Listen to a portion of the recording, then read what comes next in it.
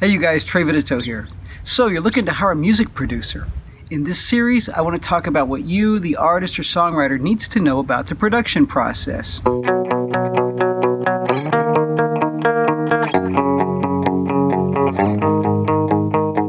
So if you've already been looking into music producers, you may be asking yourself, why do these guys charge so much? And as an artist or songwriter, if you've hired a music producer in the past, you may have asked yourself, what's taking so long?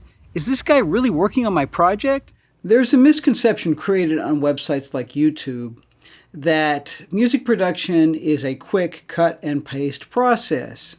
I've seen videos by YouTubers that will diminish the production process by showing themselves creating some crappy production in an hour. There were other videos where well-known producers will walk through the process of making a hit and highlight some of the notable and more interesting parts of their work. Maybe even some of my own videos perpetuate the out-of-context notion that music production is quick and easy and doesn't require a lot of skill. Hopefully by the end of my series, you'll see that isn't the case. Producing a song is a fun process most of the time, but it can be very challenging, it can be very time-consuming, and sometimes it can be completely frustrating. And beyond the skills that a producer must have to create a professionally produced recording, they also need to have the perspective and experience to realize the vision of the artist while also creating something that resonates with an audience, that's aimed directly at a target demographic or niche, and it also meets the expectations of the record label and is financially exploitable. Those skills combined with that knowledge is what makes a producer valuable to a record label. The label puts their trust in us to deliver a product that represents the artist and will make them money. Today's music creators are facing much devaluation of their work. Everyone is making far less than they did 10 years ago for the same work. So my goal here is to explain the music producer's process and to show why the work that they do is worth the money they charge. When I produce a song for a record label, I can make anywhere from $15,000 to $25,000 in advance.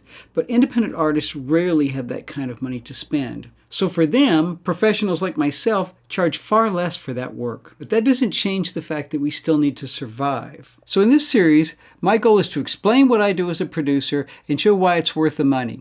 So just to clarify, a producer is not an engineer. An engineer is a guy that knows the studio well, knows the gear, knows how to record people, and often works kind of transparently in the mix in a studio. Producers really are a very artistic component in the record-making process. And when you're looking for a producer, you're looking for someone that you can artistically collaborate with. They need to understand and to help realize your vision, and they need to bring something to the project that is exciting and exceeds your expectations. I want to start by showing you the notes I get from a client when I'm starting a project, kind of what they might have in mind and how that sort of changes a little bit and grows as we get into the details. So this client came to me initially wanting to do something like Meghan Trainor or Adele. But as we got into it, she shifted gears entirely. And she created a song that was really fun. And she said she wanted it to be similar to Lav, I Like Me Better. So I listened to that song. It was a really cool song, super fun, very modern production.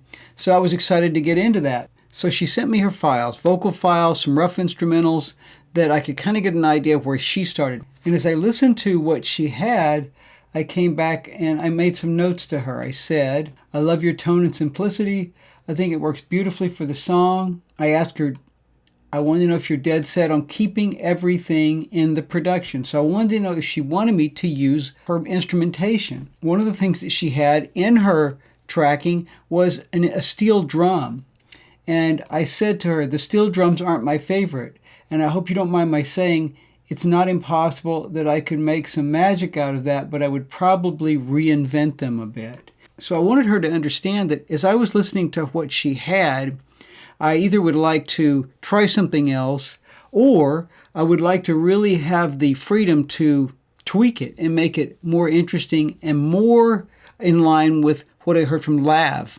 And I said, consider, for instance, what Lav did with that cool, weird melody that they have in parts of their song. I mentioned it sounded a bit like a vocal sample to me, and I said I would like to do something like that, but I said I would still like to stay with some more organic instrumentation. She comes back and she says, I agree that the steel drums don't sound good. Feel free to reinvent that. I do like that manipulated and cool vocal instrument sound in the Lav song, but I wouldn't want to have something exactly like it. Another example of a vocal melody I really like is in the song It Ain't Me with Selena Gomez. She says, I don't mind the acoustic guitar, it drags a little. If you can remove it, great. So I knew right there I can get rid of the acoustic guitar and I can bring in whatever I felt. I am all for a touch of EDM combined with organic sound like you were describing. So what is happening here is I'm trying to get on the same wavelength as the client, and we're just trying to play back and forth. So I'm kind of getting in her head and understanding where she's going, but I'm also trying to bring in my own ideas to see if I can find ways to embellish her vision and might help in the end to exceed her expectations. The last thing she said is, also meant to say I trust your instinct on this. So feel free to take it where you think is best, regardless of the songs I have mentioned for reference. Now we're developing a sense of trust here. That's powerful because that gives me the right to take her vision and start molding it. So by now, I've gotten into the song. I said, I've been on your song for the past few days.